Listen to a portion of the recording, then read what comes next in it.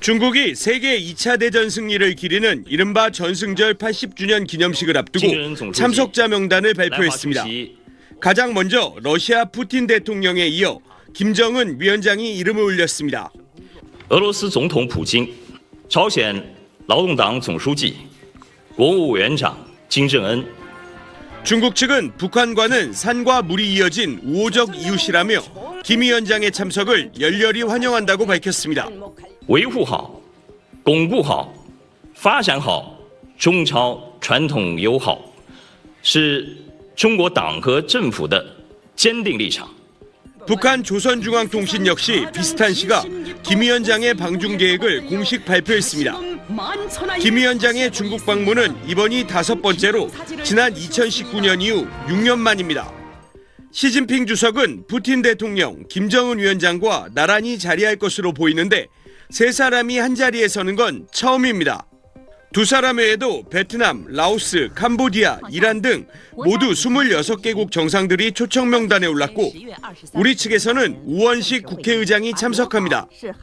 다음 달 3일 오전 베이징天安门 광장에서 열리는 중국 전승절 80주년 기념식은 기념행사와 열병식, 시진핑 주석의 연설 순으로 진행됩니다. 중국은 70분 동안의 열병식에서 최신 전투기와 미사일, 헬기, 전차 등 각종 첨단 무기를 보여주며 군사력을 대대적으로 과시한다는 계획입니다. 전승절에 앞서 오는 31일 중국 텐진에서 열리는 상하이 협력기구 정상회의에 참석하는 푸틴 러시아 대통령은 전승절 하루 전 시 주석과 정상회담을 열 것으로 알려졌습니다. 김 위원장 역시 방중 기간 중국, 러시아와 양자회담 또는 북중러 3자회담을 추진할 가능성이 제기됩니다. 베이징에서 SBS 한상우입니다.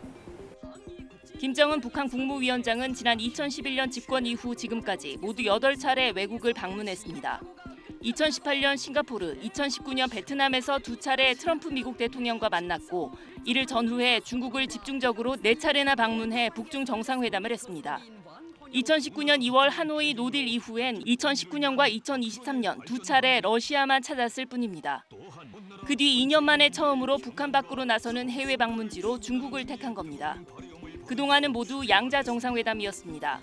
하지만 이번엔 정상들의 다자 외교 행사에 대비합니다. 다국가의 시대로 이제 접어든다라는 게 이제 북한의 정세 인식이었잖아요. 다자 외교에 이제 적극적으로 참여하는 방향으로 이 대외 정책이 이제 정해졌다.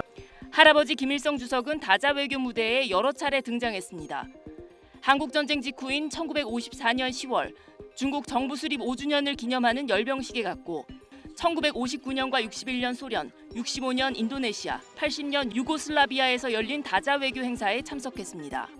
하지만 아버지 김정일 국방위원장은 다자 무대엔 일절 나타나지 않았습니다. 이번 김정은의 중국 열병식 참석은 북한 최고 지도자가 45년 만에 다자 외교 무대에 등장하는 겁니다. 방중 기간 김정은 위원장은 시진핑 중국 국가주석, 푸틴 러시아 대통령과 1대1 회담을 할 수 있고 북한과 정식 외교 관계를 맺고 있는 라오스, 이란 등의 정상급 인사들과 면담에 나설 수도 있습니다. 정부는 관계기관을 통해서 김 위원장의 방중 계획을 미리 인지하고 있었다고 밝혔습니다. 우리는 중북 관계가 한반도의 비핵화와 평화 안정에 기여하는 방향으로 발전해 나가기를 기대합니다.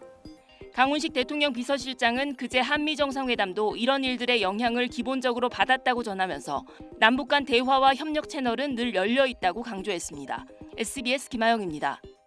먼저 김 위원장은 중국에 갈 때 비행기를 탈까요? 아니면 기차로 이동하게 될까요? 김정은 위원장이 지금까지 중국에 4번 갔는데요. 네. 2번은 열차를 탔고 2번은 비행기를 탔습니다. 국정원은 김정은이 이번에는 열차를 타고 갈 것 같다. 오늘 이렇게 국회에 보고를 했습니다.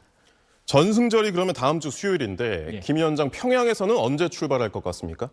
이 평양에서 베이징까지 이 김정은의 전용열차를 타고 가면 대략 한 20시간 정도 걸린다고 그래요. 네. 모처럼 베이징까지 가는데 전승절 열병식만 참석하진 않을 것 같고요. 북중, 북러 혹은 북중러 정상회담까지 열릴 가능성이 있는데요. 이런 일정들을 전승절 행사 하루 전인 다음 달 2일쯤에 소화한다라고 본다라면 평양 출발은 그보다 하루 전인 다음 달 1일이 될 가능성이 있어 보입니다. 그렇군요. 그런데 최근 김정은의 해외 방문에 관해서 주시했던 곳은 사실 중국이 아니라 러시아잖아요. 예. 이번 중국 방문은 다소 의외란 평가도 있는데 무슨 의도가 있다고 봐야 할까요? 네, 올해 안에 사실 김정은이 러시아를 방문할 거다 이런 관측이 많았습니다. 북한군의 러우 전쟁 파병으로 인해서 북러 밀착이 가속화되는 가운데 북중 관계는 다소 소원했던 것도 사실이죠. 하지만 이 러우 전쟁이 끝나가는 상황에서 북한 입장에서는 중국이라는 후원자와의 관계를 다시 돈독히 하는 게 필요하다 이렇게 판단을 한 것 같고요. 네. 중국 입장에서도 한국에서 이재명 정부 출범 이후에 한미일 공조가 굳건해지는 상황에서 북한을 끌어당길 필요가 있다 이렇게 판단을 한 것 같습니다. 결국 양자의 이해관계가 맞아떨어졌다 이렇게 봐야 되겠습니다. 또 이번에 만약에 김정은이 다자 외교 무대에 데뷔하게 된다면 북미 만남이라던가 아니면은 남북 만남에도 이게 도움이 될까요? 이게 두 가지 측면이 다 있습니다. 먼저 이 김정은이 다자 외교 무대까지 진출을 하는 게 러우 전쟁 종결에 대비해서 여러 가지 선택지를 열어놓는 차원이다 이렇게 본다라면 북미 접촉도 북한의 주요한 선택지에 올라가게 될 거다 이런 관측이 가능합니다. 반면에 이번에 이제 북중러 정상이 한 자리에 모이게 되잖아요. 그러면 한미일 대 북중러의 대립 구도가 더 강화될 거다 이렇게 볼 수도 있습니다. 우리나라에선 우원식 국회의장이 전승절에 참석하지 않습니까? 이 자리에서 김 위원장을 만날까요? 네, 지금 국회의장실에서는 잠시라도 마주쳐서 간단한 인사라도 나눴으면 하고 기대를 하고 있는 것 같습니다. 근데 이게 쉽지는 않아 보입니다. 일단 김정은은 정상급 인사고 우원식 의장은 정상급이 아니기 때문에 천안문 막루에 같이 서더라도 두 사람 간의 거리가 상당히 떨어져 있을 것 같습니다. 그렇군요. 그리고 이제 지난 20일 날 김여정이 밝힌 입장을 보면은요. 한국에는 북한을 중심으로 전개되는 지역 외교 부대에서 자벽조차 차려지지 않을 것이다라는 부분이 있거든요. 네. 그러니까 김정은의 이번 중국 방문을 염두에 두고 낸 입장을 보이기 때문에 남북 간의 간단한 인사조차 나누기가 그렇게 쉽지는 않을 것 같습니다.